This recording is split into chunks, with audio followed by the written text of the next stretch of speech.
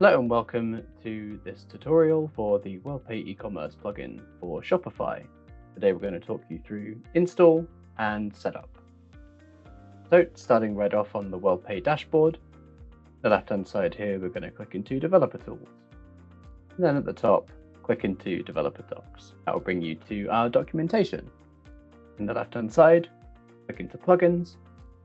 And in this particular case, in the bottom left, click into Shopify. This is a full documentation on how to get set up. So for the step one, we will install the Shopify plugin. There's a link right here, so we'll click onto here. This will bring you into your Shopify admin panel. So you can see here in the top right, we've got a button here just to press install. We'll click install here again.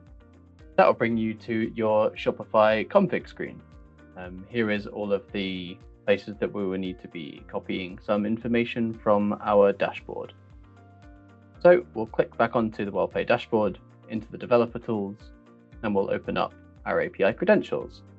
So first thing we're going to look at is the try mode. We'll grab our try credentials here, copy the username onto the application, copy this into the try, back over to dashboard, copy the password. That goes into here, and we'll do the same in live. Pop to live just here, grab the username, and grab the password. Put them both in here. Then we've got the merchant entity here. The merchant entity you can find also in your dashboard just up here. And we will just paste that into here. Great. And then we've got the merchant narrative. This is something that you can set up yourself. It basically just enables your customers to know what store they've shopped in. So we'll just write test this. You can also add a description, and that will be the description on the payment page. We'll say test payment. In the bottom right here, we've then got the option to update your settings. So that will save all the settings in there. We run a verification on the credentials to make everything okay.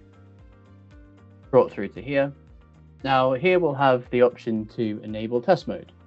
So we can toggle that on from the default if you want to do some testing on your website using some of our test cards before going live.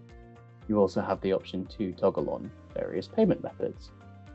Bottom right, we're going to make sure we want to click activate. That will make sure that this is the payment plugin that Shopify is going to want to use. And that should be all you need to do. Once you've gone through any testing and you're ready to go live, come back into this menu and flick test mode off and save. And you will see this banner go away, and that will be putting your store into live mode.